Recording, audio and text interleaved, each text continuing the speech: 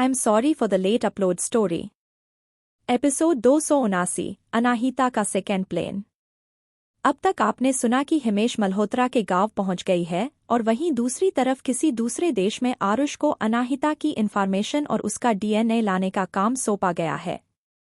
अब आगे राम को देखते ही अभय के चेहरे पर एक बड़ी सी मुस्कुराहट आ गई। उसे देखकर राम भी मुस्कुराया और बोला, मैंने तुमने जो पहले मेरी मदद की थी उसके लिए एक गिफ्ट लेकर आया हूँ तुम्हारे लिए। क्या तुम मेरे साथ मेरी गाड़ी में बैठकर वहां जाकर देखना चाहोगे? अभय जानता था कि राम अनाहिता का दोस्त है, इसलिए उसे पर बहुत भरोसा था। उसने एक्साइटेड होकर हाँ में सर हिलाया और कहा, जरूर, मगर पहले मुझे अपनी माँ से पूछना पड़ेगा। ओके, और हाँ, मैं तुम्हें आज रात शहर भी ले जाऊंगा डिनर करने के लिए। अपने पेरेंट्स को बता दो कि मैं कल तुम्हें घर छोड़ दूंगा, ठीक है? मैं शहर जाऊंगा। इतना कहकर अमर कूदते हुए खुश होकर घर के अंदर भागा और कुछ सेकंड बाद ही है वह हमारा अपने साथ एक मिडिल एज औरत का हाथ पकड़कर बाहर आया। वह अमर की माँ थी। उनका नाम मालती देवी था। जैसे ही उन्होंने राम को देखा उन्होंने अपना सर नीचे करके माफी मांगते हुए कहा, राम, इस गज उसे बाहर ले जाने के लिए धन्यवाद और माफ कर देना तुम्हें परेशानी हो तो। अरे ऐसी कोई बात नहीं है, अभय बहुत ही अच्छा और प्यारा बच्चा है। मुझे उसे बाहर लेकर जाने में और मजे करने में अच्छा लगता है। धन्यवाद। इतना कहने के बाद अचानक से मालती बहुत तेज तेज खांसने लगी। क्या आप ठीक है? राम ने उनकी तरफ चिंता से देखते हुए कहा, आपकी बीमारी पहले से भी बुरी हालत में दिख रही है। मेरी बोस हो कुछ मेडिकल स्किल जानती है। क्या आप एक बार हमारे साथ तो शहर चलेंगी? मैं कहूँगा कि आपको वह चेक कर ले। यह सुनकर मालती ने हाथ हिलाकर उसे मना करते हुए कहा, कोई बात नहीं, उसे कोई जरूरत नहीं है। यह सब मेरे साथ बहुत वक्त से हो रहा है और उसके अलावा हम पैसे देना नहीं पाएंगे महंगी फीस की। मैं तुम्हारे बॉस का टाइम बर्बाद नहीं करना चाहती। वह बिल्कुल फ्री में कर देगी, राम ने कहा। लेकिन फिर भी मालती ने मना करते हुए कहा, थैंक यू, मगर मुझे उसकी जरूरत नहीं है। मैं तुम्हारे लिए अपनी जिद्दी पति को मना नहीं पाई तो मैं इस तरह कैसे तुम्हारी मदद ले सकती हूँ? अभय के परिवार में सब लोगों ने उस पिटीशन पर साइन कर दिया था, सिवाय उसके पापा के। वह काफी वक्त से मल्होत्रा परिवार के साथ काम कर रहे थे, इसलिए वह इस रिक्वेस्ट को मानने के लिए तैयार नहीं थे। ठीक है फिर, लेकिन अगर सिचुएशन खराब होती है तो जल्द से जल्द आप हॉस्पिटल पहुंच जाएगा, राम ने हेल्पलेसली कहा। मालती की आंखों में हल्के से आंसू हो गए और वह बोली, मैं जानती हूं कि तुम लोग हमारी भलाई के लिए ही उस पर साइन लेना चाहते हो। मैं अपने पति को बनाने की पूरी कोशिश करूंगी। थैंक यू, राम ने हाँ में सर हिलाया और फिर अभय की तरफ मुड़कर बोला, क्या हम चले अभय? ओके, अभय ने अपनी माँ को बाय कहा और राम का हाथ पकड़कर वहां से एक साथ चले गए। मालती ने अभय और राम को वहां से जाते हुए देखा और वापस अपने घर में खांसते हुए वापस आ गई। ठीक उसी वक्त अभय के पिता सत्येंद्र जी घर लंच के लिए आए। आसपास देखने के बाद जब उन्हें अभय कहीं नहीं दिखाई दिया तो उन्होंने पूछा, अभय कहाँ है? क्या वह अभी भी कोयला इकट्ठा कर रहा है? वह शहर गया है राम के साथ। राम ने कहा है कि वह कल उसे ले आएगा अपने साथ। सारे गांव वाले बहुत ही सिंपल इंसान थे, इसलिए सत्येंद्र जी को बिल्कुल डर नहीं था कि राम उनके साथ या फिर अभय के साथ कुछ गलत करेगा। लेकिन फिर भी उनकी भौहें आपस में सिकुड़ गई और गुस्से में पूछा, तुम अपने बेटे को इसी तरह किसी और के साथ कैसे छोड़ सकती हो? क्या मतलब है तुम्हारे इससे? तुम्हारे काम की वजह से हम तो कभी अभय को अच्छी खुशी भरी जिंदगी नहीं दे पाते और ना ही उसे शहर ले जा पढ़ाते हैं। तुम अभय के पिता हो, क्या तुम उसके बारे में जरा सा भी नहीं सोच सकते? यह सुनते ही सत्येंद्र चुप हो गए। मालती ने इसी मौके का फायदा उठाकर आगे बोलते हुए कहा, तुम्हें उस पिटीशन पर साइन करने के बारे में सोचना चाहिए था। राम तो सिर्फ हमारे बारे में ही ना सोच रहा है। हमने कितने वक्त से उनके यहाँ काम किया है, मगर सालों जो हमारी कमाई उनके पास है वह हमें कभी नहीं देते हैं।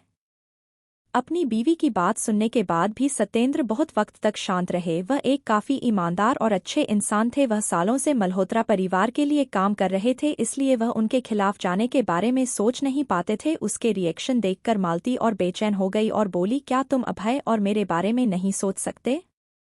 क्या तुम चाहते हो कि हम भी हमारी बेटी की तरह ही इस दुनिया से चल जाए? हम तो उसके मरने के बाद उसकी अंतिम संस्कार के लिए पैसे भी नहीं इकट्ठा कर पाए थे। उसकी बात सुनकर सत्येंद्र आखिर में बोले, थोड़ी देर और इंतजार कर लेते हैं। एक बार पूजा खत्म हो जाए तो मैं हिमेश से अपनी सैलरी लेने की कोशिश करूंगा। अगर वह फिर भी हमें पैसे देने से इनकार करता है तो हम इस बारे में डिस्कस बात करेंगे। अपने पति तैयार है, यह सुनते ही मालती की आंखों में चमक आ गई और घर में से खाना निकालकर उनके सामने रखते हुए कहा, यह खा लो, तुम्हें काम के लिए ताकत की जरूरत होगी। ठीक है, सत्येंद्र ने जवाब दिया और खाना खाने लगे। वहीं मल्होत्रा परिवार में हिमेश मल्होत्रा वहां के लोकल कंस्ट्रक्शन वर्कर्स के साथ रिनोवेशन के बारे में बात कर रहा था। यहाँ पर मैं बैकयार्ड में एक फाउंटेन बनाना चाहता हूँ और मैं अपने घर का आर्किटेक्चर यूरोपियन शैली में करवाना चाहता हूँ। मैंने वह पिक्चर तुम्हें दे दी है, तुम इसके बारे में बाद में सोच सकते हो और मुझे बता देना कि कितने लोगों की जरूरत पड़ेगी तुम्हें, हिमेश मल्होत्रा बोला। यह सब ठीक है सर, लेकिन आपको पता है ना कि जो सब कुछ आप कह रहे हैं उसकी कीमत लाखों में होगी, उसे कर्मी ने हिमोत्र को याद दिलाया। उसकी तुम चिंता मत करो, मैं तुम्हारे काम के तुम्हारी सोच से ज्यादा पैसे दूंगा, हिमेश मल्होत्रा बोला। तो उसके एश्योरेंस पर वह वर्कर खुशी खुशी वहां से चला गया। उन वर्कर्स को भेजने के बाद हिमेश मल्होत्रा ने जब घर के अंदर जाने लगा तो उसे मुर्गियों के फार्म के पास कमजोर और बेहोशी की हालत में विनोद दिखाई दिया। कल हिमेश मल्होत्रा ने जितनी बुरी तरह से उसे मारा था उसकी वजह से उसकी सारी ताकत खत्म हो गई थी और इतनी गंदी जगह पर रहने की वजह से उसके जख्मों पर इन्फेक्शन भी होना शुरू हो चुका था। जब उसने हिमेश मल्होत्रा को फिर से अपने सामने खड़ा देखा तो उसकी आंखें हैरानी और डर से बड़ी हो गई। तभी हिमेश मल्होत्रा ने बॉडीगार्ड की तरफ इशारा किया और कहा, डंडा दो मुझे। बॉडीगार्ड ने जल्दी से ही हिमेश मल्होत्रा के हाथ में डंडा दे दिया तो विनोद गुस्से में चिल्लाया, हिमेश मल्होत्रा, क्या तुम सचमुच मुझे मार डालना चाहते हो? मैं हमेशा अपनी बात पूरी करता हूँ, दिन में 10 बार इसी तरह तुम्हें डंडे पड़ेंगे। इतना कहने के बाद वह एक के बाद एक डंडे से विनोद को मरने लगा, लेकिन विनोद कल की तरह ताकतवर नहीं था। 5 बार उसे डंडे से मार खाने के बाद विनोद बेहोश हो गया। हिमेश मल्होत्रा सेटिस्फाई नहीं हुआ, उसने वह डंडा वही फेंका और अनीता की तरफ जाने लगा जिसे पूरी 24 घंटे से कुछ नहीं खाया था। अनीता ने पीछे कोने में घुसकर कांपते हुए कहा, हिमेश, जानती हूँ मैं गलत थी, प्लीज मुझे एक मौका दे दो, मैं कसम खाती हूँ कि मैं तुम्हें तुम्हारा धोखा नहीं दूंगी। उसने मन ही मन यह भी कसम खाई थी कि अगर उसे यहाँ से निकलने का मौका मिला तो वह हिमेश मल्होत्रा ने जो उसके साथ किया है उसे 10 गुना ज्यादा उसे लौटा आएगी। उसकी बात सुनकर हिमेश मल्होत्रा हंसते हुए बोला, क्या तुम्हें लगता है कि मैं तुम्हें फिर से मुझे धोखा देने का मौका दूंगा? इतना कहकर उसने वहां से एक पत्थर उठाया और उसे अनीता की डायरेक्शन में फेंका। अनीता के पास रिएक्ट करने का वक्त नहीं था और अगले ही सेकंड उसे अपने सर पर बहुत तेज दर्द महसूस हुआ और उसके माथे से खून बहने लगा। अनीता दर्द के मारे चिल्लाने लगी तो हिमेश मल्होत्रा ने इम्प्रेशन के लिए अपने कान कवर करते हुए कहा, मेरी माँ की अंतिम विदाई कल होने वाली है और तुम दोनों इस तरह नहीं रह सकते, इसलिए इन्हें फॉर्म के अंदर बंद कर दो, लेकिन हाँ, इन्हें खाना दे देना, ज्यादा कुछ फैसी नहीं, बस रुकी सूखी बासी रोटी जो इन्हें जिंदा रख सके। वह उन्हें इतनी आसानी से नहीं छोड़ने वाला था, वह उन्हें तड़प तड़प के और टॉर्चर करके मारना चाहता था। वहीं दूसरी तरफ राम की गाड़ी में जैसे ही अभय अंदर बैठा उसने अनाहिता को देखा और तो वह जल्दी से एक्साइटमेंट भी चिल्लाया, माहिरा। अनाहिता ने भी अपने हाथ आगे बढ़ाकर अभय को गले लगा लिया, लेकिन अभय तुरंत साइड हट गया और उसने अपने गंदे हाथों को देखते हुए कहा, माहिरा, मुझे लगता है कि मुझे गले लगाओगी तो तुम्हारे कपड़े गंदे हो जाएंगे। अनाहिता को इससे कोई फर्क नहीं पड़ा और उसने ना में सर हिलाते हुए कहा, उसकी चिंता तुम मत करो, यह बहुत छोटी सी बात है। कैसे हो अभय तुम? अभय ने पहले पहले हाँ मैं और फिर ना हिलाकर कहा, इन दिनों में माँ की खांसी बहुत बुरी होती जा रही है और पापा के पास पैसे नहीं हैं उनके ट्रीटमेंट के लिए। अभय के बोलने पर राम ने अभय के परिवार की सिचुएशन अनाहिता को बताना शुरू कर दिया। अनाहिता को जिससे काफी बुरा लगा और उसने उसका सर सहलाते हुए कहा, तुम चिंता मत करो, मैं तुम्हें यकीन दिलाता हूँ कि तुम्हारे पापा के पास जल्दी ही तुम्हारी माँ के इलाज के लिए पैसे आ जाएंगे। यह सुनकर अभय ने अपनी आंखें आंसू पोंछते हुए कहा, मगर पापा तो उन्होंने कागजों पर साइन करने से मना कर रहे हैं, मैं तो रोता भी हूं तो उन पर कोई फर्क नहीं पड़ता। यह सुनकर अनाहिता की नजरें डार्क हो गई, लेकिन उसने गहरी सांस लेकर कहा, तुम्हारे पापा जल्दी ही उन पर साइन कर देंगे। अगर हिमेश मल्होत्रा ने उसकी उम्मीद के मुताबिक के हिसाब से कैकेयी मल्होत्रा के लिए बहुत खर्चा करके एक पूजा नहीं भी रखी तो उसके पास दूसरा तरीका था कि सारा सच सबके सामने आ जाए। और सच्ची यह भी था कि हिमेश मल्होत्रा फाइनेंशियली बहुत ही ठीक था, मगर वह पैसे नहीं देना चाहता था। पलक झपकते ही रात हो गई। अभय को अपने घर की याद आ रही थी, इसलिए अनाहिता ने उसे जल्दी से घर भेज दिया, लेकिन गाड़ी से उतरने से पहले उसके गाल खिंचे और बोली, अभय मुझे तुमसे कुछ बात करनी है। बोलो। अभय ने सीने पर हाथ रख कर रखा। माहिरा, तुमने मेरे मन पापा के पास सबसे अच्छे से मुझे बिहेव किया है, मैं तुम्हारे लिए कुछ भी करूंगा। मैं यह सुनकर अनाहिता को रिलीफ फील हुआ और वह बोली, मैं तुम्हें एक दवाई देती हूँ, अगर तुम उसे लोगे तो तुम्हें काफी अजीब सा फील होगा, मगर इससे तुम्हारी जान नहीं जाएगी और ना ही कोई साइड इफेक्ट होंगे। बस एक बार थोड़ा सा दर्द होगा और उसके बाद तुम्हें अच्छा फील होने लगेगा। अभय थोड़ा कंफ्यूज हो गया। उसने कंफ्यूजन में उसे दवाई की तरफ देखा और पूछा, माहिरा तुम क्यों चाहती हो कि मैं ऐसे खाऊं?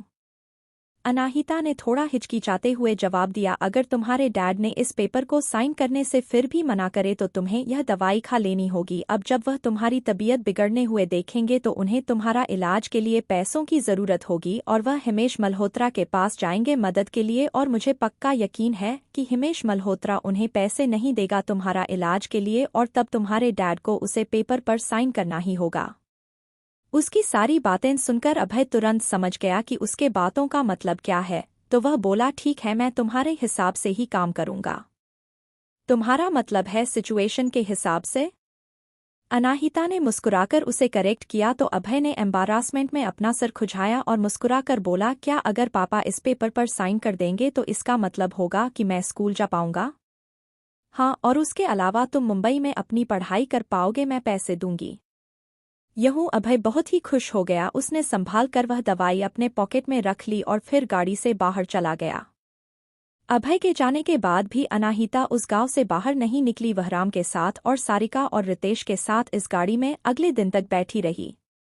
वहीं दूसरी तरफ रुद्राक्ष शहर में था और दोनों ही अलग अलग ग्रुप बनाकर एक दूसरे के लिए काम कर रहे थे। पलक झपकते ही अगला दिन आ गया और जैसा कि अनाहिता को उम्मीद थी, हिमेश मल्होत्रा ने एक बड़ी सी पूजा रखी थी, जो पूजा कम और पार्टी के ज्यादा लग रही थी। शहर के सबसे अच्छे सेफस को बुलाकर खाना बनवाया गया था और उसके अलावा आसपास हर तरह से सजाया गया था और उन फूलों की कीमत ही हजारों रुपए में थी।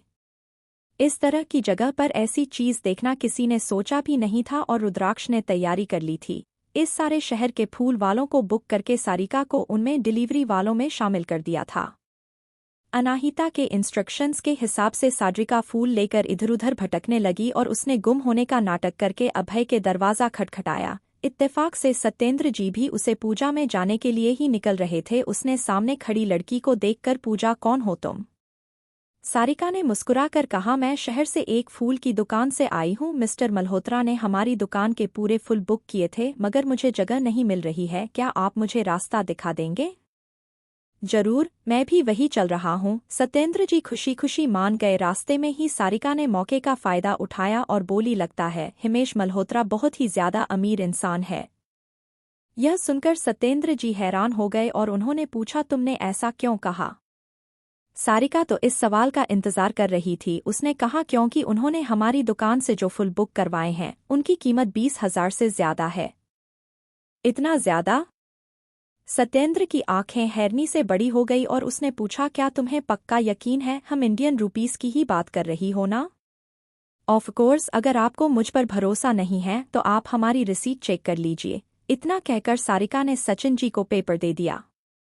सत्येंद्र जी ज्यादा पढ़े लिखे नहीं थे, मगर कम से कम उन्हें पैसों की गिनती कैसे की जाती है यह तो पता ही था। जब उन्होंने फाइनल अमाउंट जो नीचे लिखा हुआ था उसे देखा तो उनकी आंखें हैरानी से बड़ी हो गई।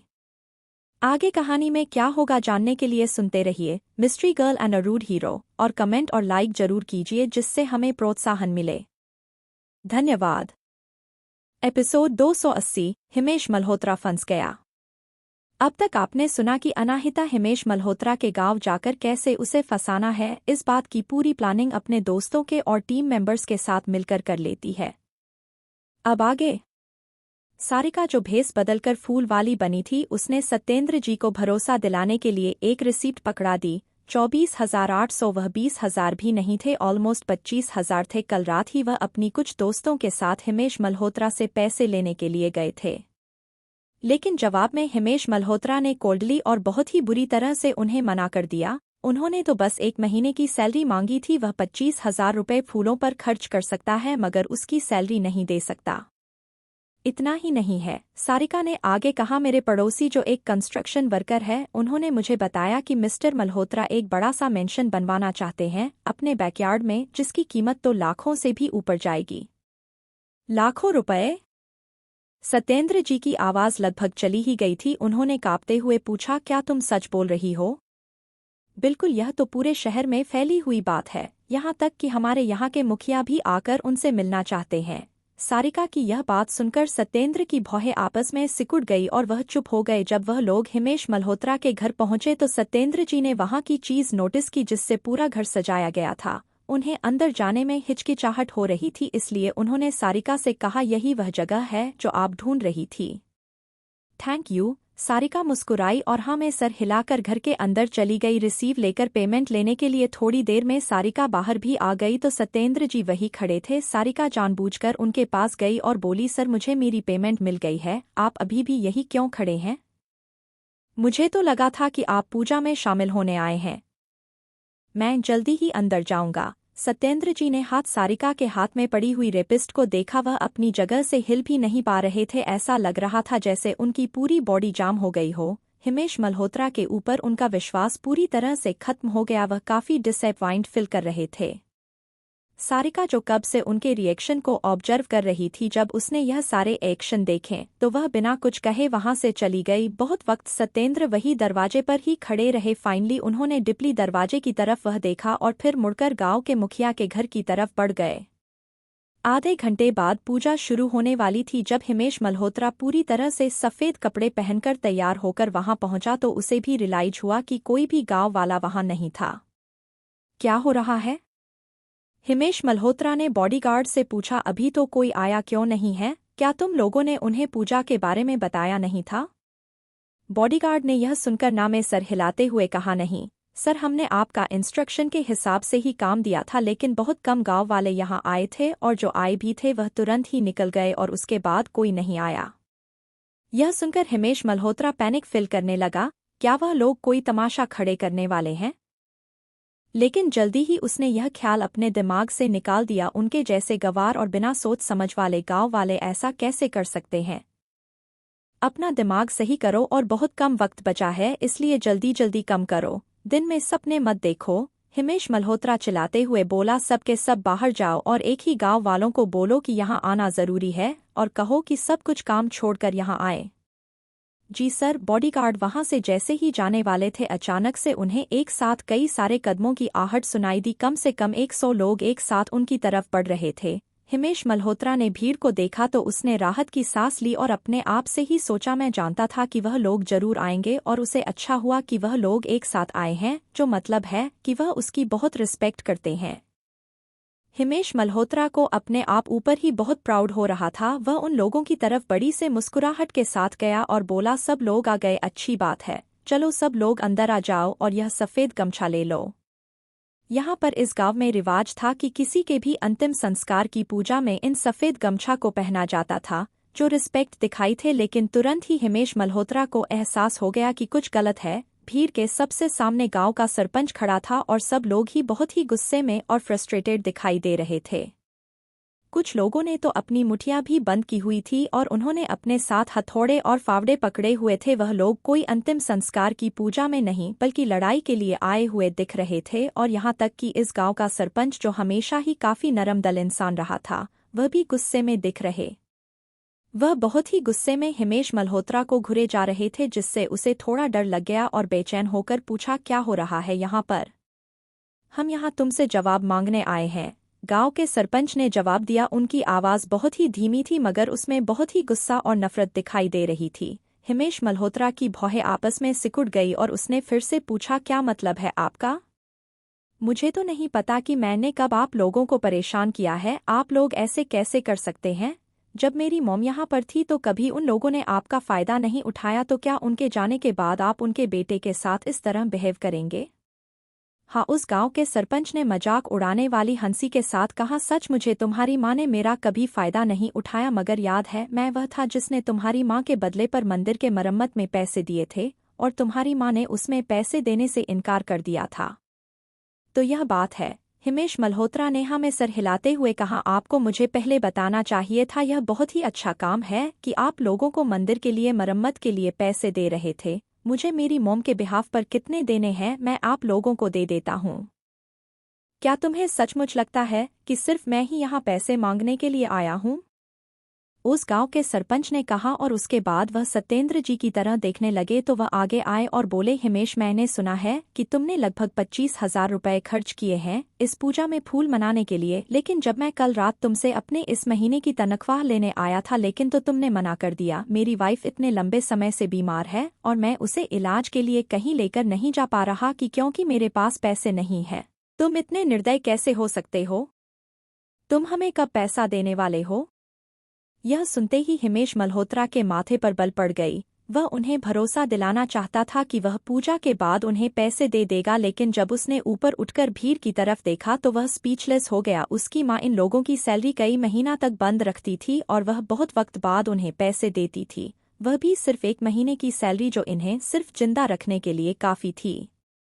अगर अभी उसने इन सभी लोगों को उनके सारे पैसे देने का वादा किया तो वह बहुत ही बड़ी रकम होगी। हिमेश मल्होत्रा सच में काफी चालाक इंसान था और काफी कंजूस भी। वह अपने घर को बनाने के लिए लाखों खर्च कर सकता था, लेकिन उसके वर्कर्स को पैसा देते वक्त उसे बुरा लग रहा था। उसने थोड़ी देर वह हिचकिचाया और फिर उन्हें बहकने की कोशिश करते हुए कहा, किसने यह अफवाह फैलाई है?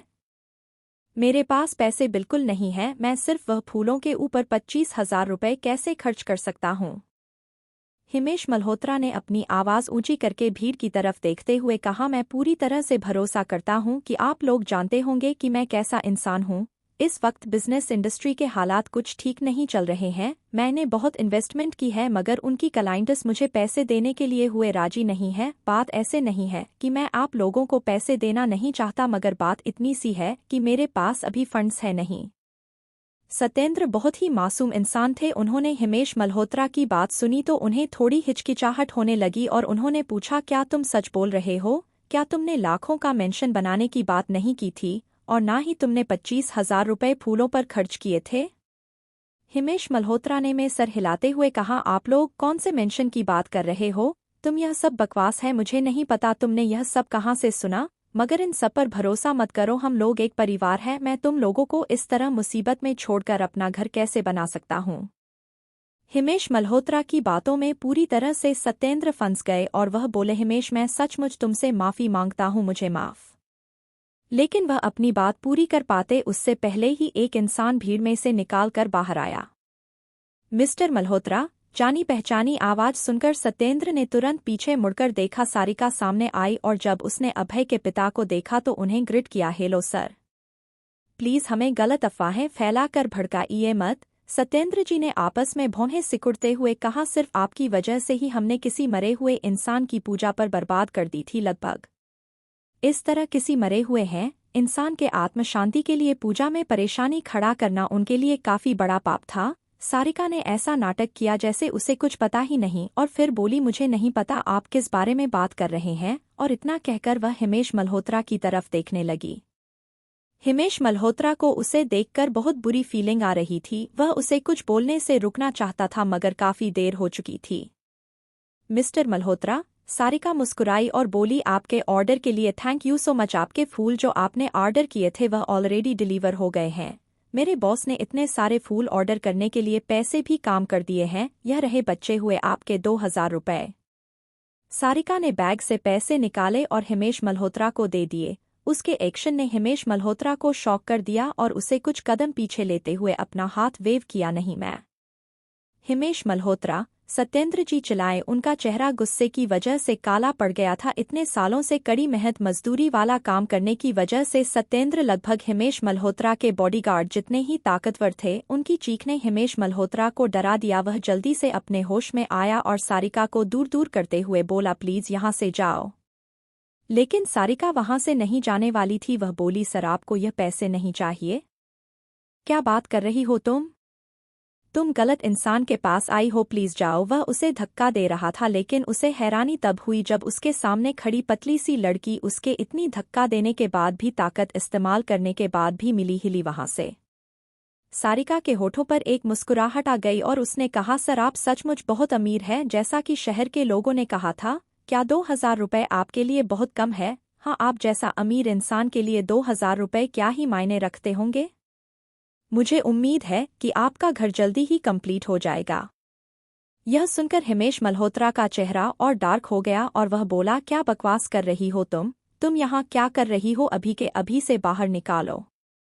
यह सुनते ही बॉडीगार्ड जल्दी से आ गया है, लेकिन इस बार उनके कुछ कहने से पहले ही सारिका वहां से जाने लगी। जब हिमेश मल्होत्रा ने सोचा कि वह फिर से सच को करोड़ मोड़ के सबके सामने दिखाएगा तो कुछ वर्कर फिर से उसके सामने आ गए और बोलने लगे, मिस्टर मल्होत्रा, हम हेल्पर डिजाइनर है, हमने फाइनली आपकी मेंशन के लिए लेआउट तैयार कर दिया है। यह ब्लूप्रिंट है, आप एक बार देख लीजिए। हम बिल्डिंग तैयार करने के लिए बिल्कुल तैयार है। आप अपना घर कब खड़ा करवाना चाहते हैं और हम आपके ठेकेदार हैं। एक के बाद एक कर्मी सामने आकर उसे बोलने लगे। सारे गांव वाले उनकी बातें सुन सकते थे। हिमेश मल्होत्रा के माथे से पसीना बहने लगा। वह लोग एक साथ इस वक्त पर कैसे आ गए? क्या यह किसी का ऑर्डर मान रहे हैं? हिमेश मल्होत्रा इस सिचुएशन से निकलने के लिए कुछ सोच पता उससे पहले ही गांव का सरपंच आ गया है और अपनी छड़ी जमीन पर रखते हुए कहा, हिमेश मल्होत्रा, अब क्या कहना है तुम्हें? हिमेश मल्होत्रा ने अपने दांत पीस के लिए और दिमाग चलने लगा कि इन सब से कैसे बचा जाए। क्या बकवास है यह? सारी की सारी बेवकूफ मुझे चाहते हैं कि मैं ऐसे वक्त पर इन्हें पैसे दूं। ठीक है, फिर मैं इन्हें 1 रुपया भी नहीं दूंगा। अगर यह एक बार हुआ है तो वह यह बार बार जरूर होगा। इस चीज का कोई अंत नहीं है। जब हिमेश मल्होत्रा ने पर डिसाइड कर लिया तो उसे क्या करना है। तुम लोग वापस जाओ, मैं आप लोगों को बाद में कांटेक्ट करूंगा। हिमेश मल्होत्रा ने उन घर बनाने वाले कर्मी से कहा। वह वर्कर्स हिमेश मल्होत्रा के बाद तुरंत मान गए और मुस्कुराते हुए वहां से चले गए।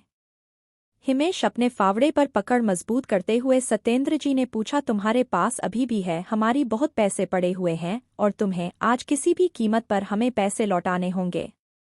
आगे कहानी में क्या हो गया जानने के लिए सुनते रहिए mystery girl and a rude hero, और कमेंट और लाइक जरूर कीजिए जिससे हमें प्रोत्साहन मिले। धन्यवाद। एपिसोड 281, अनाहिता का प्लान हो गया कामयाब। अब तक आपने सुना कि अनाहिता का प्लेन ठीक से कम कर रहा होता है और उसके कहने पर ही सारिका और बाकी सारे लोग गांव वालों के सामने हिमेश मल्होत्रा की सच्चाई ले आते हैं। अब आगे जैसे ही सत्येंद्र ने कहा कि आज की आज हिमेश मल्होत्रा को उसके पैसे देने होंगे, बाकी सारे गांव वाले भी उसकी बात मानते हुए बोलने लगे, हाँ तुम्हें आज हमें पैसे देने होंगे, आज हमें हमारे पैसे दो। सारे गांव वाले एक साथ चिल्ला रहे थे। इनफैक्ट उनके सब्र का बांध टूट चुका था। उन्हें हर वक्त पैसे मिलने में इसी तरह देरी होती थी और बेइज्जती महसूस होती थी। जब कैकेयी मल्होत्रा खुश होती थी तो उन्हें 1 महीने की सैलरी मिल जाती थी, लेकिन जब उसका मूड खराब होता था तो वह अलग अलग बहाने बनाकर उनकी सैलरी डिले कर देती थी। और वह लोग मासूम और बेवकूफ़ कहा जाए तो वह भी गलत नहीं होगा, जो हर बार उसे अलग अलग बहनों पर भरोसा कर लेते थे। इसकी वजह से उन्हें लंबे वक्त से पैसे नहीं मिले थे। अगर सरकार की तरफ से उन्हें फ्री में खाना ना मिल रहा होता तो आधे गांव वाले तो भूख की वजह से मर चुके होते। उन्हें लगता था कि मल्होत्रा परिवार के पास पैसे नहीं हैं, मगर अब उन्हें सच्चाई पता चली थी कि बस वह उन्हें पैसे नहीं देना चाहते। पैसे उनके पास बहुत है। वह बहुत उदास और डिसअपॉइंटेड थे। उन्होंने कभी अंदाजा नहीं लगाया था कि मल्होत्रा परिवार इतने वक्त से उनके साथ खेलता आ रहा था। वह बोला, तुम लोग चाहते हो कि मैं आज तुम्हें पैसे दूं? क्या तुम लोगों का दिमाग खराब हो गया है? कैकेयी मल्होत्रा ने कई सालों से उनके पैसे रोक रखे हैं। अगर वह इस वक्त उनके पैसे लौटाने लगा तो रकम बहुत बड़ी होगी। इतनी बड़ी तो होगी ही कि उसके आधी प्रॉपर्टी बिक जाए। अपनी नजरें हिमेश मल्होत्रा पर गड़ाए हुए सत्येंद्र ने पूछा, आज ही हमें पैसे चाहिए तुम्हें? आज ही हम सबको एक एक पैसे देने होंगे, वरना क्या? हिमेश मल्होत्रा फैसला कर चुका था कि वह इन्हें एक पैसा नहीं देने वाला है। उसने अपना सर उठाया और उन सब की तरफ प्रोवोकिंग नज़रों से देखते हुए बोला, अगर मैं तुम लोगों को पैसे नहीं दूंगा तो क्या तुम लोग मुझे मार डालोगे? अगर मेरी माँ ने तुम लोगों के पैसे लिए थे, अगर तुम लोगों को पैसे चाहिए तो जाकर मेरी माँ से मांग लो, मेरे पास पैसे नहीं है। यह सुनते ही सारी भीड़ शांत हो गई और उसे हैरानों से देखने लगी। अनएक्सपेक्टेडली कैकेयी मल्होत्रा का बेटा भी उसकी तरह ही कंजूस और बेशर्म है, जैसा माँ वैसा बेटा।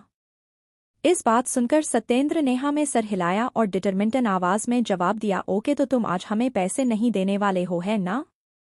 हाँ ठीक है फिर सब लोग। सत्येंद्र ने पीछे मुड़कर भीड़ को बोला, आज हम इसके घर को खाली करने वाले हैं। जो भी है जिसके हाथ लगे वह उठा लो और उसे बेचकर हम अपने पैसे निकाल पाएंगे। हिमेश मल्होत्रा कुछ कर पाता उससे पहले ही भीड़ एक साथ उसकी तरफ बढ़ गई थी। भीड़ ने एक साथ उसे धक्का दे दिया तो वह पीछे लड़ खड़ा कर गिरने लगा। खुशकिस्मती से वहां बॉडीगार्ड थे जिसने उन्हें पकड़ लिया, वरना वह पक्का जमीन पर गिर जाता है। उसका सर फूट जाता। जब तक वह अपने पैरों पर खड़ा हुआ तब तक उसे पता चला कि गांव वाले ऑलरेडी उसके घर में घुस चुके थे। वह मुंबई से अपने सारे महंगे एंटीक ले आया था जिसमें सीताजी के भी कुछ कलेक्शंस थे। उसमें से एक एक चीज लाखों रुपए की थी। किसी भी कीमत पर वह उन गांव वालों को वह चीज अपने घर से बाहर नहीं निकलने देने वाला था। जल्दी रुको, उन्हें अभी के अभी, सबको रोको, यहाँ पर खड़े होकर क्या कर रहे हो, जाकर रुको। हिमेश मल्होत्रा उन बॉडीगार्ड्स पर चिल्लाया। एक सेकंड के लिए बॉडीगार्ड हिचकिचाए। आफ्टर ऑल गांव वाले बहुत ज्यादा थे। सर, अगर तुम लोगों ने उसे लोगों को रोक नहीं ना तो मुझे अपनी सैलरी की उम्मीद मत करना। हिमेश मल्होत्रा की यह बात सुनते ही बॉडीगार्ड तुरंत गांव वालों की तरफ भागे। जहां पर हो वहीं पर रुक जाओ, वरना हमें अपनी ताकत का इस्तेमाल करना होगा। बॉडीगार्ड्स ने उन लोगों को वार्निंग दी। मारो इन्हें, सत्येंद्र जी एक बार में ही चलाए। उनकी आवाज सुनते ही सारे गांव वाले जो सामान उठा रहे थे वह रुक गए और पीछे मुड़कर एक साथ बॉडीगार्ड की तरफ भागे। हिम्मत करते हुए वह बॉडीगार्ड गांव वालों से लड़ने लगे। भले ही गांव वाले स्ट्रांग थे मगर कम खाना और खराब माहौल की वजह से उनके इंटरनल बॉडी वीक थी, इसलिए बॉडीगार्ड्स उन्हें आसानी से संभाल पा रहे थे। सारे गांव वाले को बॉडीगार्ड मार रहे थे। जैसे ही उन्हें लगा कि वह लोग हार जाएंगे, अचानक से ब्लैक यूनिफॉर्म पहने हुए बॉडीगार्ड्स वहां से आकर उन्हें चारों तरफ से घेरने लगे। वहां पर और भी आदमी है, एक दूसरे गांव वाले ने डरते हुए कहा। यहाँ पर उस हिमेश मल्होत्रा के बहुत सारे आदमी हैं, हम लोग इन्हें ज्यादा देर तक संभाल नहीं पाएंगे। सत्येंद्र जो एक बॉडीगार्ड को मार रहा था वह सामने से आते हुए लोगों को देखकर एक सेकंड के लिए रुक गए, मगर फिर उन्होंने अपने दांत पीसे और कहा फिर से शुरू करते हैं। लेकिन अनएक्सपेक्टेडली जब वह गांव वाले नए आए हुए बॉडीगार्ड्स पर भी हमला करने वाले थे, वह काले कपड़े वाले सारे बॉडीगार्ड्स आगे गए और वह हिमेश मल्होत्रा के बॉडीगार्ड को ही उठाकर पटकने लगे। कौन हो तुम लोग? किसके आदमी हो? हिमेश मल्होत्रा, जिसे आते वक्त बॉडीगार्ड से कोने में धक्का दे दिया था, उसने पूछा। तुम्हारा सबसे बड़ा सपना? ब्लैक यूनिफॉर्म पहने हुए एक आदमी ने जवाब दिया और तेज पंच हिमेश मल्होत्रा के चेहरे पर मारा, जिससे उसकी आंखों के सामने एक पल के लिए अंधेरा छा गया और वह बेहोश हो गया। यह हमारी मदद करने के लिए आए हैं, सत्येंद्र खुशी के मारे चिल्लाए और अपने गांव वालों के साथ मिलकर फिर से लड़ाई करने लगे। उनकी अचानक आई हुई इस नई मदद की वजह से गांव वालों ने हिमेश मल्होत्रा के बॉडीगार्ड को कुछ ही मिनट में ठिकाने लगा दिया। सारे बॉडीगार्ड को ठिकाने लगाने के बाद सत्येंद्र ने एक राहत की सांस ली और काले कपड़े वाले आदमियों की तरफ आगे बढ़े उनका शुक्रिया करने के लिए। लेकिन तभी अचानक वहां अनाहिता आई और वह काले कपड़े वाले सारे बॉडीगार्ड से एक लाइन में खड़े हो गए और उसने उन्हें जो कर अनाहिता को रिस्पेक्ट दी, इसलिए नेचुरली सारे के सारे गांव वाले अपने सामने खड़ी सुंदर लड़की को देखने लगे। एक नज़र में ही सत्येंद्र उसे पहचान गया और बोला, अनाहिता, तुम हिमेश मल्होत्रा की बेटी हो ना? अनाहिता ने हाँ में सर हिलाया और फिर साइड हट गई। अभय जो उसके पीछे छुपा हुआ था वह बाहर आया और अपने पिता की तरफ भागा और उनके पैरों को गले लगाकर बोला, पापा। अपने बेटे को अपने पीछे करने के बाद सत्येंद्र ने फिर से अपना ध्यान अनाहिता के ऊपर लगाया और थोड़ा हिचकिचाते हुए पूछा, यह सारे आदमी क्या तुम्हारे ही थे? तुम ही थी जिन्होंने हमारी मदद करने के लिए इन्हें भेजा था? हाँ, अनाहिता का यह जवाब सुनते ही सारे गांव वाले हैरान हो गए और सत्येंद्र ने क्यूरोस होकर पूछा, लेकिन क्यों? तभी अभय जल्दी से अपने पिता के पीछे से बाहर आया और अनाहिता से पहले बोला, पापा, वह माहिरा ही थी जिसने हमें वह पेपर साइन करने के लिए दिए थे। वह कब से हमारी मदद करने की कोशिश कर रही थी। क्या? अभय के इस जवाब ने सत्येंद्र और बाकी गांव वालों को बहुत ज्यादा हैरान कर दिया था। हल्का सा मुस्कुराया कर अनाहिता ने एक्सप्लेन किया, हिमेश मल्होत्रा से मेरे सारे रिश्ते खत्म हो गए हैं, इसलिए यह मेरा पिता नहीं है और उसके अलावा इस इंसान ने जो कुछ भी किया है उसे माफ नहीं किया जा सकता। मैं मैक श्योर करूंगी कि आप लोगों के सारे पैसे आप लोगों को वापस कर दे। अनाहिता की बात सुनकर अभय भी अनाहिता का पक्ष लेते हुए बोला, हाँ पापा, माहिरा अच्छी इंसान है, आप उस पर भरोसा कर सकते हो, वह राम के साथ है। इस पॉइंट पर आकर अभय के पिता को पूरी तरह से भरोसा हो गया था कि अनाहिता किस तरह की इंसान है। मैंने कभी उम्मीद देखी थी कि हमें तुम जैसे यंग लड़की से कोई मदद मिलेगी, उन्होंने एक कड़वी मुस्कुराहट के साथ कहा। गांव के सरपंच इस बात को लेकर बेचैन थे कि उन्हें आगे क्या करना है, इसलिए उन्होंने आगे आते हुए अपना सवाल पूछा। अनाहिता, तुम्हारे आने से पहले हमने प्लान किया था कि हम इसके घर के सारे महंगे सामानों को ले जाकर बेच देंगे और उसे अपने अपने पैसे ले लेंगे, लेकिन अब हमें क्या करना चाहिए तुम बताओ? अगर आप लोग इस आदमी का सामान ले जाते हैं तो यह गैरकानूनी है। अगर आप लोगों ने ऐसा किया तो वह हिमेश मल्होत्रा आसानी से आप लोगों के ऊपर लीगल एक्शन लेकर आप लोगों को जेल भिजवा सकता है। कोई भी इस कानून तोड़ने के बाद बच नहीं पाएगा। तो फिर हम क्या करें? बेचैन होकर सत्येंद्र ने पूछा। तो अनाहिता ने शांति से पेपर्स निकले और एक्सप्लेन किया, चिंता मत कीजिए, बस आपको इन पेपर्स पर साइन करना है, बाकी सब मैं कर दूंगी। साइन करना है? अचानक से सत्येंद्र को सब समझ में आ गया और उन्होंने कहा, तो तुम ही थी वह जो इतने दिनों से सीक्रेटली हमारी मदद कर रही थी। हाँ बिल्कुल, आपको कानून तोड़ने की ज़रूरत नहीं है, बस यहाँ लिए और इन पेपर पर साइन कीजिए, उसके बाद आप लोगों को आपके पैसे में ले जाएंगे। यह सुनते ही सारे गांव वाले एक साथ आगे आए और थोड़ी वक्त में सारे के सारे डॉक्यूमेंट साइन हो गए। अपना नाम उसे डॉक्यूमेंट पर साइन करने के बाद सत्येंद्र जी ने थोड़ा शर्मिंदा होते हुए कहा, मुझे अपनी बेटे की बात सुनकर इन पर पहले ही साइड कर देना चाहिए था।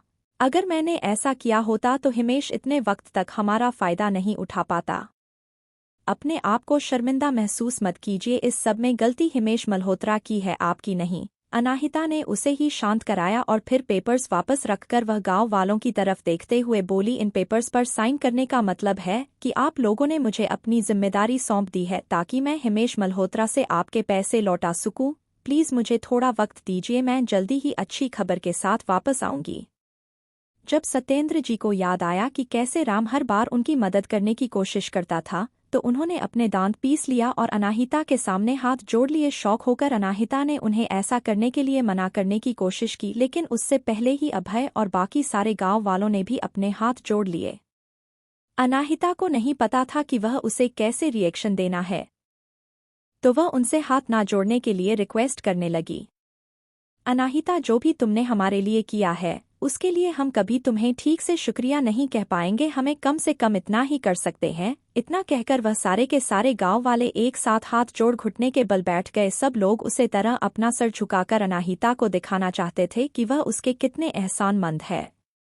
अपने सामने गांव वालों की ऐसी हालत देखकर अनाहिता इमेजिन भी नहीं कर सकती थी कि वह लोग किन हालातों से होकर गुजरे होंगे। उन गांव वालों को बहुत कुछ रहना पड़ा होगा, क्योंकि जो हिमेश मल्होत्रा और उसकी मां ने किया वह बहुत ही बुरा होगा। आप सब खत्म हो गया है, सबको इंसाफ मिलना चाहिए और वह मैं उन्हें दिलाऊंगी। काफी रिक्वेस्ट करने के बाद सारे गांव वाले खड़े हो गए और उन्होंने अपने हाथ खोल दिए। उन लोगों के जाने के बाद अनाहिता को रियलाइज हुआ कि वहां की पूजा एक बहुत बड़ा मैंस हो गई थी।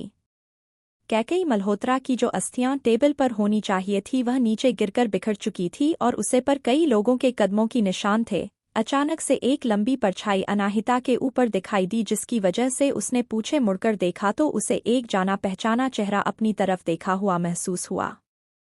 एक चेहरा जो काफी हैंडसम था और उसने ब्लैक सूट पहना हुआ था और बिल्कुल एक राजा की तरह कॉन्फिडेंस था। वह रुद्राक्ष सिंघानिया के अलावा और कौन हो सकता है? रुद्राक्ष अनाहिता के पास आया और कैकेयी मल्होत्रा को देखते हुए बोला, मुझे नहीं लगता है कि कैकेयी मल्होत्रा ने कभी सोचा भी होगा कि उसकी किस्मत ऐसी होगी। ना सिर्फ उसके खुद के बेटे ने उसके इलाज के लिए पैसे देने से इनकार कर दिया, बल्कि वह उसके लिए एक आखिरी बार अंतिम संस्कार की पूजा भी नहीं कर पाया। मैं ऐसा नहीं कह सकती कि यह सब उसके साथ नहीं होना चाहिए, क्योंकि उसने इतने बुरे काम किए हैं। मैं जा रही हूँ अंदर देखने के लिए, यहाँ पर बहुत सारी ऐसी चीज़ होगी जो मेरी माँ की होगी। ओके, मैं देखता हूँ कि कोई और है क्या जो हिमेश मल्होत्रा को सबक सिखाना चाहता है। हाँ, मैं सर हिलाकर अनाहिता ने कैकेयी मल्होत्रा की राख पर पैर रखकर हिमेश मल्होत्रा के पुराने घर के अंदर चली गई। रुद्राक्ष ने उसे अंदर जाते हुए देखा और फिर अपने बॉडीगार्ड की तरफ मुड़कर बोला, यह रख बाहर नाली में बहा दो, मैं नहीं चाहता कि उनकी वजह से मेरे जूते गंदे हो जाओ, और हिमेश मल्होत्रा को ले जाकर गाड़ी की डिक्की में बंद कर दो। वहां से बाहर न निकलने पे हम इसे वापस मुंबई ले जाएंगे। यस सर, बॉडीगार्ड्स ने जवाब दिया और अपने एक्शन लेने शुरू कर दिए। रुद्राक्ष उसे घुर को देख ही रहा था, तभी उसने अंदर से अनाहिता की आवाज सुनी जो कुछ बॉडीगार्ड्स को बुला रही थी, इसलिए वह कुछ बॉडीगार्ड के साथ तुरंत अंदर गया। अंदर जाने के बाद अनाहिता ने हिमेश मल्होत्रा ने जो महंगी एंटीक और सामान रखे थे वह रूम ढूंढ लिया था।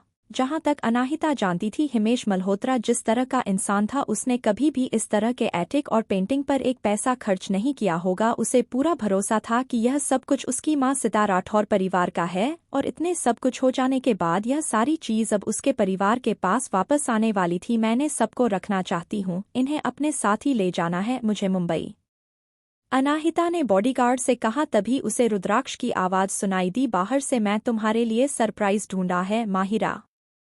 रुद्राक्ष इतना कहकर रुका और फिर कुछ सेकंड बाद बोला, या फिर मैं कह सकता हूँ 2 सरप्राइज है। क्या मतलब है तुम्हारा? अनाहिता के चेहरे पर कंफ्यूजन दिखाई देने लगा तो रुद्राक्ष ने उसे रूम में आकर अनाहिता का हाथ पकड़ा और कहा, चलो तुम देखोगी तो तुम्हें बहुत पसंद आएगा, भरोसा करो मुझ पर और चल कर देखो। ओके, अनाहिता मुस्कुरा कर जवाब दिया और रुद्राक्ष का हाथ पकड़कर बाहर जाने लगी। कोई फर्क नहीं पड़ता कि वह लोग कहाँ जा रहे हैं, क्योंकि उसे भरोसा था कि रुद्राक्ष कैस होते हुए उसे कुछ नहीं होगा। अनाहिता का रुद्राक्ष के ऊपर जो भरोसा था उसकी वजह से वह हर जगह उसके पीछे पीछे जा सकती थी। रुद्राक्ष एक पुराने से शेल्टर के सामने जाकर रुक गया और फिर उसमें दरवाज़ा खोलते हुए कहा, यह रहा तुम्हारा सरप्राइज। आगे कहानी में क्या होगा जानने के लिए सुनते रहिए mystery girl and a rude hero और कमेंट और लाइक जरूर कीजिए जिससे हमें प्रोत्साहन मिले। धन्यवाद। एपिसोड 282, मुझे सच बताओ। अब तक आपने सुना कि अनाहिता गांव वालों की मदद करती है और हिमेश मल्होत्रा को बेहोश करके गाड़ी के डिक्की में बंद कर देती है। तभी रुद्राक्ष उसे कोई गिफ्ट देने के लिए बुलाता है। अब आगे उस काले से बैरन के अंदर इतना अंधेरा था कि अनाहित को कुछ भी साफ साफ नहीं दिख रहा था, लेकिन वह अंदर से आ रही थोड़ी सी आवाज सुन सकती थी। वह आवाज एक इंसान के लग रही थी जिसके मुंह में कपड़ा बांधा गया हो और वह चिल्लाने की कोशिश कर रहा हो। अनाहिता को जब पता चला कि यहाँ पर कौन हो सकता है तो उसकी हैरानी से आंखें बड़ी बड़ी हो गई। अनाहकता की आंखों का एक्सप्रेशन देखकर रुद्राक्ष बता सकता था कि ऑलरेडी समझ गई है कि वह उसे क्या दिखाने कर लिए लेकर आया है, इसलिए उसने पूछा, तो तुम्हें क्या लगता है? अनाहिता ने अप्रिशिएशन में हाँ में सर हिलाया और बोली, वैसे मेरे हस्बैंड कमाल के हैं, चलो अंदर चलकर देखते हैं। अनाहिता के मुंह से हस्बैंड सुनकर रुद्राक्ष के कान हल्के लाल हो गए और वह मुस्कुराते हुए अनाहिता के पीछे पीछे अंदर गया। अंदर चारों तरफ गायों को खिलाने वाला चारा और सामान रखा हुआ था, जिससे रुद्राक्ष ने तुरंत अनाहिता को एक फेस मास्क दिया, लेकिन अनाही ने मना कर दिया और वह अंदर की तरफ जाने लगी।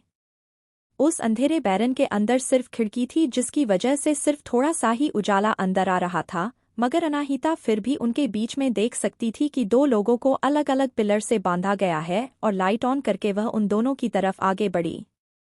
वही अनीता ने जब से दरवाजे के बाहर से शोर शराबा सुना और सुना कि गांव वाले कैसे हिमेश मल्होत्रा से पैसे मांग रहे हैं तो उसे उम्मीद मिल गई थी। भले उसके मुंह में कपड़ा ठुसा हुआ था, मगर फिर भी उसने चीखने की बहुत कोशिश की ताकि किसी का ध्यान उनके ऊपर चलाया जाए। और जब वह विनोद हार मान रहे थे तभी उन्होंने किसी को दरवाज़ा खोलने की आवाज़ सुनी, जिससे उन्हें लगा कि कोई फाइनली उन्हें बचाने के लिए आ गया है।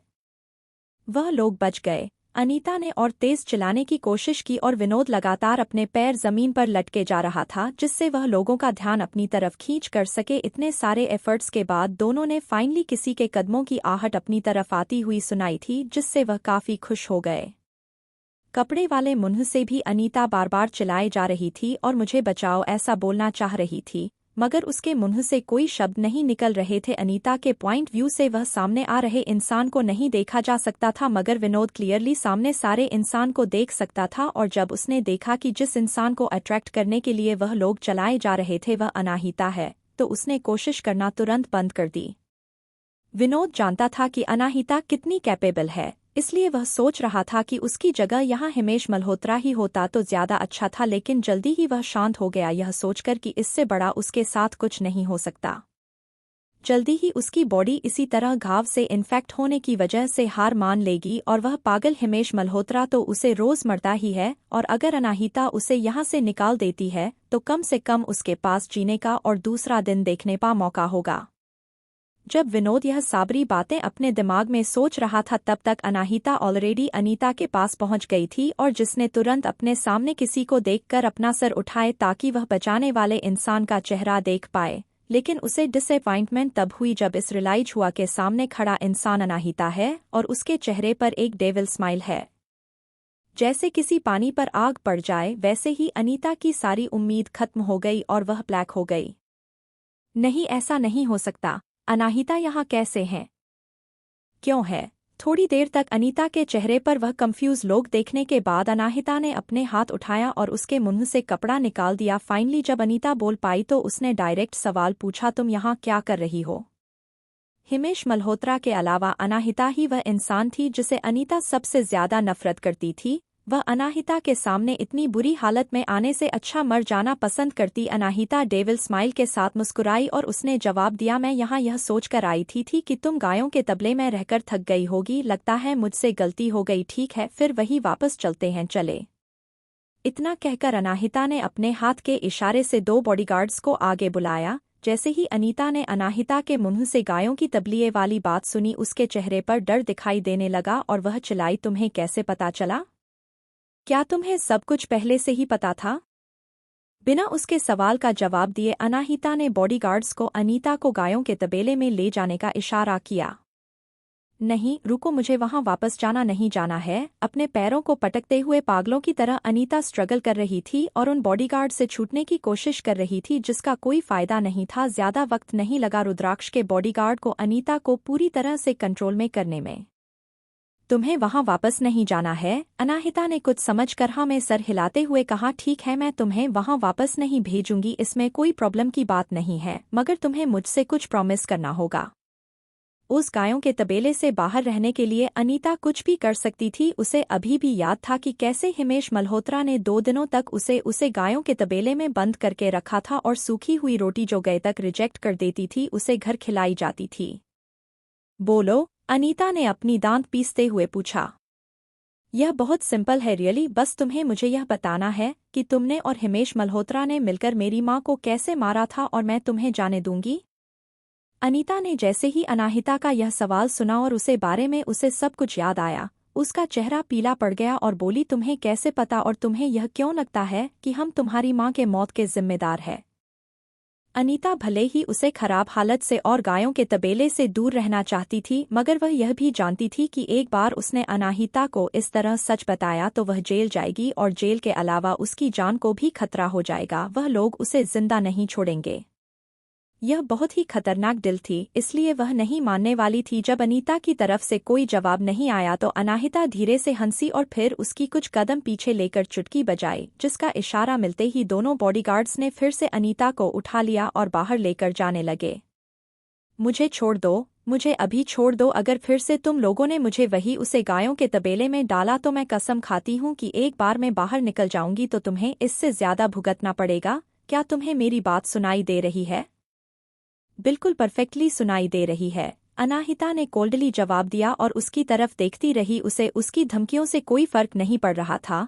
भले ही इस दुनिया की आखिरी जगह थी वह गायों का तबेला जहां अनीता जाना चाहती थी, मगर वह अनाहिता को वह भी बताने के लिए तैयार नहीं थी जो वह चाहती थी। अभी भी विनोद के मुंह में कपड़ा बंधा हुआ था और विनोद पिलर से बंधा हुआ था और वह अभी भी पूरा हर तरह के आवाज कर रहा था अटेंशन पाने के लिए। वेट, अनाहिता ने कमांड दिया। जब अनाहिता का ध्यान फाइनली विनोद पर गया, अनीता का ऑर्डर मिलते ही दोनों बॉडीगार्ड अपनी जगह पर रुके। अनाहिता विनोद के पास जाती उससे पहले है रुद्राक्ष तुरंत विनोद के पास गया और उसके मुंह से कपड़ा निकालकर पीछे मुड़ा और अनाहिता से सॉफ्टली बोला, मैं यह हैंडल कर लेता हूँ, तुम्हें इस जैसे आदमी की है वह लेकर अपने हाथ गंदे करने की कोई जरूरत नहीं है। अनाहिता ने प्यार से मुस्कुरा कर अपने सामने खड़े हो जेंटलमैन टाइप हस्बैंड को देखा और फिर ठंड नजरों से विनोद को देखते हुए बोली, लगता है तुम्हारे पास कुछ कहने के लिए है, बोलो। कुछ गहरी सांस लेने के बाद जब विनोद का दर्द थोड़ा सा काम हुआ तो उसने अपने आप को एक्सप्लेन करना शुरू किया। मिस राठौर, मैं जानता हूँ और मानता भी हूँ कि मैं और अनीता ने गलत किया है। अगर आप हमें जाने देगी तो मैं प्रॉमिस करता हूँ कि आप जिंदगी में कभी हमारा चेहरा दोबारा नहीं देखना पड़ेगा। अनीता के मुकाबले विनोद ज्यादा प्रशांत और रिस्पॉन्सिबल था। उसे बहुत अच्छे से पता था कि वह किस सिचुएशन में है और इस वक्त उसके लिए क्या अच्छा है। क्या सचमुच तुम मेरे लिए यही कर सकते हो? बताओ, क्या मैं तुम्हें कोई इडियट दिखाई देती हूँ? मुझे कोई डाउट नहीं है कि तुम अपना प्रॉमिस रखोगे और मुझे बहुत दूर रहोगे, कभी मेरी नज़रों के सामने नहीं आओगे। लेकिन क्या अनीता ऐसा करेगी? वह औरत कन्विंस है कि मैं उसकी बेटी को मारा है, या तुम्हें लगता है कि यहाँ से छूटने के बाद वह मुझे इसी तरह अकेला छोड़ देगी? तो फिर आप क्या चाहती है मैं क्या करूं? अनाहिता ने अपने बालों को कान के पीछे किया और फिर जवाब दिया, जैसा कि मैंने कहा, मैं तुम दोनों को छोड़ दूंगी अगर अनीता ने मुझे सच बताया तो, क्योंकि अगर तुम लोग जिंदा भी रह गए तो तुम लोगों से निपटने में मुझे ज्यादा वक्त नहीं लगेगा। बस इतना ही? हाँ, बस इतना ही। अनाहिता की बात सुनते ही विनोद ने अनीता की तरफ देखा और रिक्वेस्ट करते हुए कहा, अनु जो यह जानना चाहती है प्लीज इसे बता दो, प्लीज तुम बहुत अच्छे तरीके से जानती हो अगर तुमने इसकी मर्जी की बात इसे नहीं बताई तो यह लड़की हमें कभी यहाँ से जाने नहीं देगी। विनोद इतना बेचैन था जैसे वह रोने वाला हो। अगर उसे पता होता कि उस वक्त क्या हुआ था तो वह अनीता की जगह पर अनीता को सब कुछ बता देता। अपने लिप्स बाइट करते हुए लाल आंखों से अनीता ने अपने लवर को देखा और कहा, क्या तुम्हें लगता है कि मुझे नहीं पता कि हम इस वक्त इतनी बुरी हालत में हैं और यह हमारा क्या हाल कर सकती है? मगर मैं इसे कुछ नहीं बता सकती। अगर उसने अनाहिता को सच बताया तो उसकी पूरी जिंदगी जेल में बीतेगी, और अगर वह मुझे छोड़ भी दे तो वह लोग मुझे पक्का पकड़ लेंगे और मार डालेंगे। मेरे पास यहाँ कोई रास्ता नहीं है। अनाहिता ने यह सुनकर कंफ्यूज करते हुए कहा, लगता है तुम दोनों के बीच में उतना भी अच्छा कम्युनिकेशन नहीं है। अब जब अनीता तुम्हारी बात मानने के लिए तैयार नहीं है तो मेरे पास और कोई रास्ता नहीं है अनीता को वापस उसे तबेले में भेजने के अलावा। नहीं प्लीज। अनीता छूटने के लिए फिर से स्ट्रगल करने लगी। उसे बहुत अच्छे से याद था कि कैसे रात में चूहा और कॉकरोच उसके चेहरे के ऊपर से होकर गुजरते थे। उसे उल्टी आने लगी। प्लीज अनु बता दो अनाहिता को जो वह सुनना चाहती है। इस घटिया जगह पर रहने से जेल में रहना काफी अच्छा है। विनोद, जिसकी हालत पहले से ही भी बहुत ज्यादा खराब थी, उसने अनीता के सामने भीख मांगते हुए कहा, लेकिन अनीता जानती थी कि एक बार वह जेल चली गई तो उसकी जिंदगी बर्बाद हो जाएगी। सोचो अनु, क्या तुम सचमुच अपनी पूरी जिंदगी उसे गायों के तबेले में भी जाना चाहती हो, एक जानवर की तरह? थोड़ी देर की सोचने के बाद फाइनली अनीता ने हार मान ली और वह बोली, ठीक है फिर तो मैं तुम्हें बताऊंगी सब कुछ जो तुम जानना चाहती हो। मुझे बस उसे घटिया जगह पर वापस मत भेजना, मैं तुमसे प्रॉमिस करती हूँ। अब बोलना शुरू करो। अनाहिता ने एक चेयर खींचकर उस पर बैठते हुए कहा। उनमें से एक बॉडीगार्ड जिसने अनीता के घुटने पर एक किक मारी और उसे अनाहिता के सामने घुटनों के ऊपर बैठने पर मजबूर कर दिया, अपने दांत भिजते हुए अनीता ने सामने खड़े अनाहिता को सच बताना शुरू किया। जिस वक्त सीता का जन्म हुआ था तो वह खूबसूरत और ब्रिलियंट दोनों ही थी। उसने अकेले ही हमारे यह परिवार की बिजनेस को इतनी ऊंचाइयों पर लेकर गई जितना पहले कभी नहीं था। और जहां तक बात रही मेरी, उसकी बहन होते हुए भी मैं उसके परछाई में जीती थी, और जब भी वह आसपास होती तो लोगों की नज़र मुझ पर कभी पड़ती ही नहीं थी, इनविजिबल हो जाती थी। किसी को पता ही नहीं था कि मैं एग्जिस्ट भी करती हूँ, क्योंकि तुम्हारी माँ के साए में कभी किसी को मैं दिखाई ही नहीं थी। मुझे इस सब से बहुत नफरत थी। मुझे इतनी नफरत थी कि मैंने डिसाइड कर लिया कि मैं उसका और हिमेश मल्होत्रा का रिश्ता पूरी तरह से बिगाड़ दूंगी। वह डरपोक डरा हुआ था कि तुम्हारी माँ को पता चल जाएगा मेरी और उसके बारे में, मगर मैं खुद तुम्हारी माँ को सच बताना चाहती थी। मैं देखना चाहती थी कि उसकी हालत क्या होती है जब उसे पता चलेगा कि उसका हस्बैंड मेरे साथ रात भी आ चुका है, इसलिए मैंने उसे मैसेज करके सब कुछ बता दिया। तुमने मेरी माँ को सच खुद बताया था?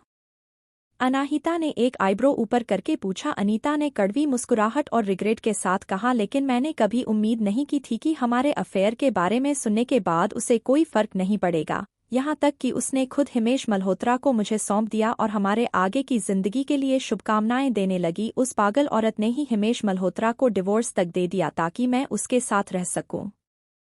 तुम उनके जैसे सिस्टर डिजर्व भी नहीं करती हो। वह तुम्हारे साथ इतना अच्छा सा बिहेव कर रही थी और तुमने उनके साथ क्या किया, मार डाला उन्हें। रुद्राक्ष ने गुस्से में उस औरत को देखा जो अनाहिता के सामने घुटनों को गुल बैठी हुई थी। इतना अच्छा बिहेव? अनीता ने कहा और फिर हंसते हुए हैरानी से बोली, क्या तुम्हें एक्चुअली लगता है कि वही मुझे चाहिए था, उसकी किंडनेस? मैं बस से हिमेश मल्होत्रा के साथ अफेयर में आई, उसके साथ सो गई ताकि मैं तुम्हारी माँ से बदला ले सकूं, लेकिन बदकिस्मती से बाद में मुझे पता चला कि उस हिमेश मल्होत्रा से कभी कोई लेना देना था ही नहीं, उसके लिए वह किसी काम का नहीं था। तुम्हारी माँ ने अपनी उतरन मुझे उतार कर दी थी, इसे तुम किंडनेस कहते हो? रुद्राक्ष ने ना में सर हुए कहा, तुम अपनी बहन से जलन और नफरत में बहुत ही अंधी हो चुकी थी। वह तुम्हारे लिए कुछ भी क्यों न कर लेती, तुम कभी सेटिस्फाई नहीं होती। तुम बहुत अच्छे से जानते हो मुझे, है ना? बताओ आगे तुमने मेरी माँ को कैसे मारा? अनाहिता ने कोल्डली कहा। थोड़ी देर हंसने के बाद अनीता आगे बोली, जब तुम्हारी माँ ने इतनी आसानी से पीछे हटकर मुझे और हिमेश मल्होत्रा को एक साथ होने दिया तो मुझे समझ में आ गया कि कुछ गलत है। तुम्हारी माँ जैसी प्राउड इंसान अगर हिमेश मल्होत्रा से प्यार करती तो वह किसी भी कीमत पर उसे खुद से दूर नहीं जाने देती, लेकिन उसने हिमेश मल्होत्रा को डिवोर्स देने में थोड़ा सा भी हिचकिची नहीं और इसलिए मैंने उसके पास के बारे में पता करना शुरू किया और जैसा कि मुझे उम्मीद थी वह एक इंसान को ढूंढ रही थी। मैं यह बात जानकारी श्योर हो गई कि वह उसी इंसान से प्यार करती है, इसलिए मैंने उसे एक्सपोज करने की कोशिश की और फिर आगे कहानी में क्या होगा जानने के लिए सुनते रहिए mystery girl and a rude hero और कमेंट और लाइक जरूर कीजिए जिससे हमें प्रोत्साहन मिले। धन्यवाद। एपिसोड 283 अनाहिता की मां की मौत का सच। अब तक आपने पढ़ा कि अनाहिता अंधेरे कमरे में जाकर अनीता को आज़ाद करती है और उसकी आज़ादी के बदले उससे उसकी मां की मौत कैसे हुई है सच जानने लगती है। अब आगे अनीता ने अपनी आंखें बंद की और गहरी सांस लेकर कहा, मैं किसी तरह कुछ लोगों को कांटेक्ट किया। उनकी लीडर एक बहुत ही ग्रेसफुल मिडिल एज औरत थी जो देखने में उस आदमी की जिससे तुम्हारी माँ प्यार करती है उसकी बड़ी लग रही थी। उसने मुझसे कहा कि उसे आदमी की ऑलरेडी एक मंगेतर है और वह नहीं चाहती कि उसे आदमी का और सीता का आपस में कोई रिश्ता हो। हम दोनों एक साथ तैयार हो गए। हम दोनों को ही सीता से छुटकारा चाहिए था और उसके बाद हमने हिमेश मल्होत्रा को इस बारे में बताया। उसे भी अनीता का एरोगेंस बिहेवियर बिल्कुल बर्दाश्त नहीं होता था, इसलिए उसने भी हमारा साथ दिया। यह सुनकर अनाहिता ने अपनी आंखें छोटी करते हुए पूछा, और उसके बाद? अनाहिता के सवाल पर अनीता ने याद करते हुए कहा, वह काफी अच्छा दिन था। हिमेश मल्होत्रा डिवोर्स के लिए मान गया और उसने उसे कहा कि वह आकर हमें हमारी नई जिंदगी के लिए आशीर्वाद दे। हमने उसे होटल में खाने के लिए बुलाया और वो आने के लिए मान गई। यह सुनकर रुद्राक्ष कोल्डली बोला, हाँ, क्योंकि उन्हें नहीं पता होगा कि यह एक जाल है। अनीता हंसते हुए बोली, तुम सही कह रहे हो, वह हमारे जाल में फंसने के लिए बिना किसी बॉडीगार्ड के आ गई। मुझे लगा कि उसे पब्लिक को डिवोर्स के बारे में नहीं पता चलने देना था। वह हमारे साथ हमारे आइडेंटिटी कार्ड और अपना आईडी लेकर आई थी। शायद वह खाने के बाद ही हिमेश मल्होत्रा को तुरंत डिवोर्स देना चाहती थी। मैं और हिमेश मल्होत्रा ने उसके खाने में एक ड्रग मिला दिया, मगर उसे किसी तरह यह पता चल गया और वहां के हमारे सारे आदमियों को वह हराकर वहां से भाग गई। अनाहिता ने अपनी मुठिया कसकर बंधी हुई थी और किसी तरह अनीता को जान से मार देने की अपनी इच्छा को कंट्रोल की हुई थी। तभी अनीता ने आगे कहा, वह एक बेवकूफ थी। अगर वह उसे दिन होटल से निकलने के बाद भाग जाती तो बच सकती थी, मगर भागने की बजाय वह वापस मेंशन चली गई तुम्हें ढूंढने के लिए। खुशकिस्मती से वह बूढ़ी औरत टाइम पर वहां पहुंच गई अपने आदमियों के साथ। यह सब बात करते वक्त अनीता के चेहरे पर एक अजीब सा डर था, जैसे उसने कोई बहुत बुरी चीज याद किया हो। आगे बोलो, अनाहिता गुस्से में बोली। तो अनीता ने एक मजाक उड़ाने वाली हंसी के साथ कहा, वह उनसे बिल्कुल नहीं लड़ पाई। उस बूढ़ी औरत और उसके आदमियों ने तुरंत उसे बेहोश कर दिया। उसे बूढ़ी औरत ने सजेशन दिया कि हम उसे मार डालेंगे और उसे सुसाइड डिक्लेयर कर देंगे। उसने मेरी और हिमेश मल्होत्रा की मदद की उसे राठौर कंपनी ले जाने में और हम दोनों ने उसे मिलकर 34 से नीचे धक्का दे दिया। यह सब सुनकर अनीता काम हो गई। उसकी माँ? अनीता ऑलरेडी इस पॉइंट पर आकर हार चुकी थी, इसलिए उसने अनाहिता की तरफ देखकर अपना चिन उठाते हुए कहा, क्या तुम्हें पता है कि मरने से पहले उसने हमसे क्या कहा था? क्या? उसने हमसे कहा था कि हम तुम्हारी जान बकस दे। यह सुनते ही अनाहिता की आंखें लाल हो गई और उसकी आंखों से आंसू बहने लगे। अनाहिता को रोता हुआ देखकर अनीता अजीब तरीके से हंसने लगी और बोली, हिमेश को उस पर दया आ गई। उसने कहा कि वह तुम्हें नहीं मरेगा, आफ्टर ऑल तुम उसकी बेटी हो। लेकिन इतना सब कुछ हो जाने के बाद तो मैं उस सीता के अंश यानी तुम्हें कैसे जिंदा कर छोड़ सकती थी? मैं नहीं चाहती थी कि हिमेश मल्होत्रा को पता चले कि मैंने तुम्हें मारा है, इसलिए मैंने किसी और को ढूंढा और तुम्हें किडनैप करवा दिया। यह कहने के बाद अनीता ने ना सर हिलाया और आगे बोली, लेकिन अब जब मैं उसे बारे में सोचती हूँ तो मुझे लगता है कि मुझे तुम्हें डायरेक्टली मार ही डालना चाहिए था। मुझे पक्का यकीन है कि हिमेश मल्होत्रा को मुझ पर शक था कि मैंने ही तुम्हारा किडनैप करवाया है, मगर उसने कोई पुलिस रिपोर्ट नहीं की और ना ही मुझे कुछ पूछा। शायद वह भी तुमसे छुटकारा ही पाना चाहता था।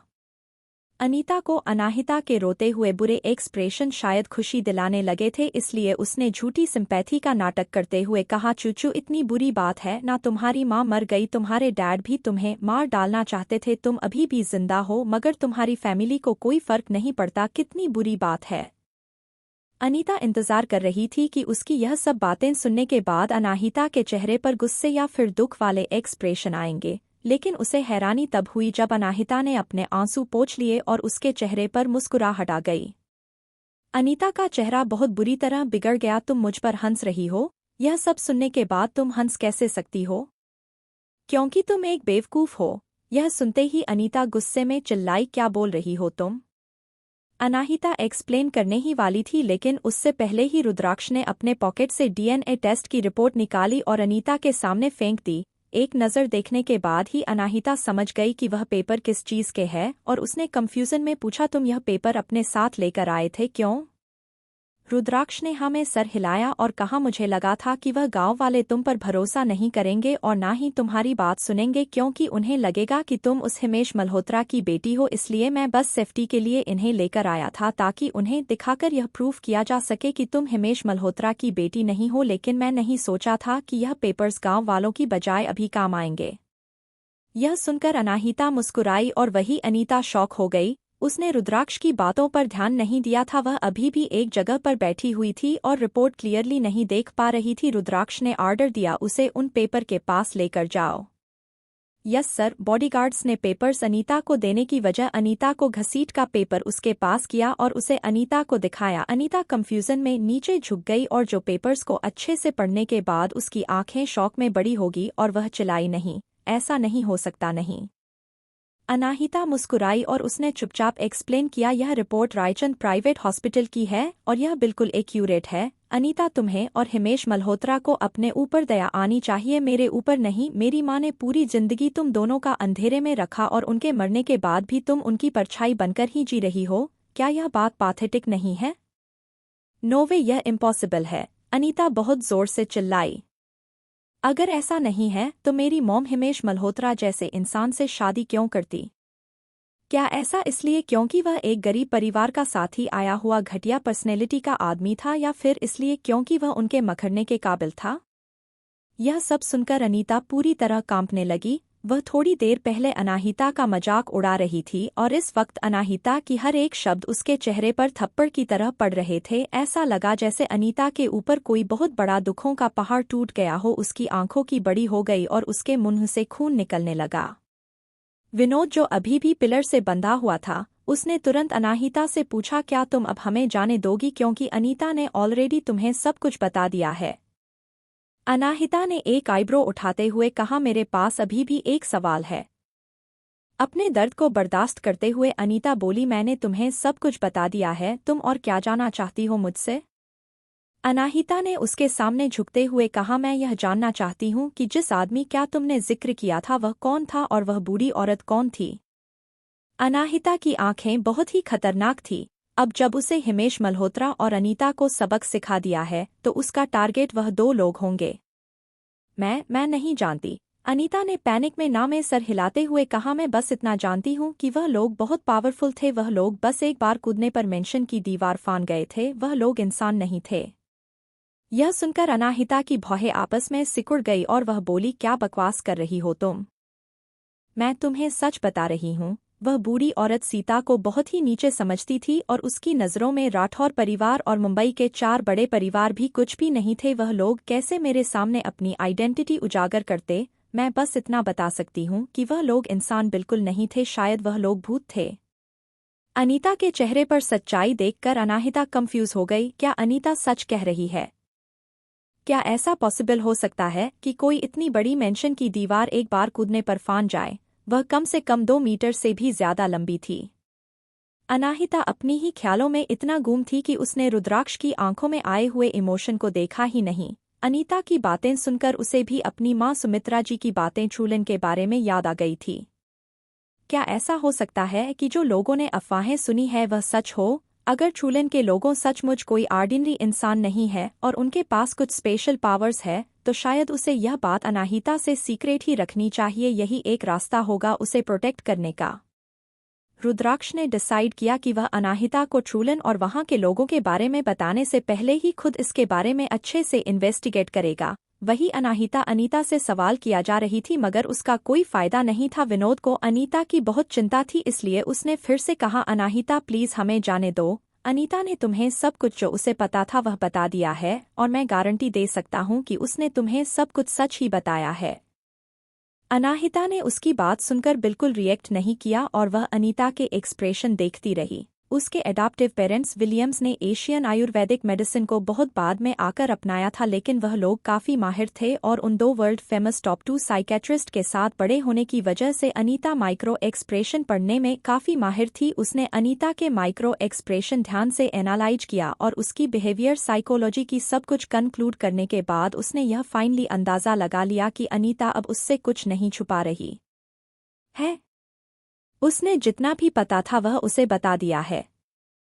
ठीक है फिर, अनाहिता ने हमें सर हिलाते हुए कहा, मैं तुम्हारी बातों को सच मान लेती हूँ, विनोद को छोड़ दो। यह सुनते ही विनोद की आंखों में चमक आ गई और वह जल्दी से बॉडीगार्ड को अपनी रस्सियां खुलवाने में मदद करने लगा। एक बार जैसे ही वह आज़ाद हुआ तुरंत ही वह अनीता के पास दौड़ते हुए आया और उसे गले लगा लिया और उसने पूछा, अनु क्या तुम ठीक हो?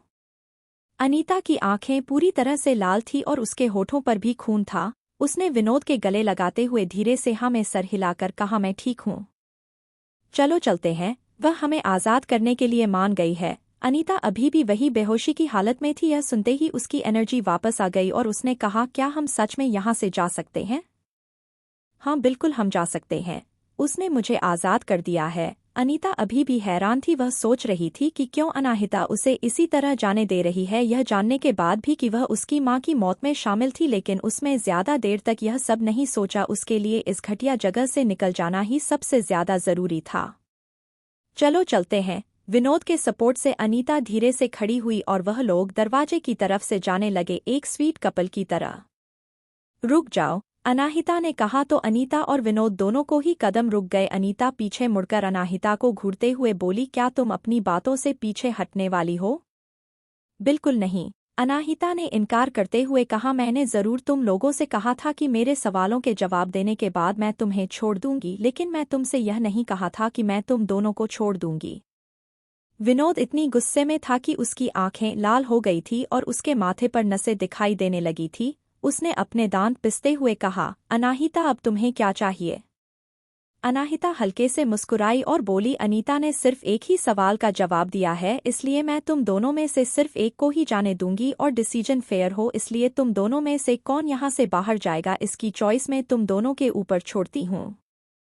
यह सुनते ही अनीता और विनोद एक साथ चिल्लाए, तुमने हमें फंसाया है। अनाहिता ने मासूम एक्सप्रेशन के साथ कहा, मैंने तुम दोनों को नहीं फंसाया, यह तो एक डील है। उसने मेरे एक ही सवाल का जवाब दिया है, इसलिए मैंने तुम दोनों में से सिर्फ एक को ही आज़ाद कर सकती हूँ। मेरे पास ज्यादा वक्त नहीं है वेस्ट करने के लिए, तुम्हें अभी के अभी अपना डिसीजन देना होगा।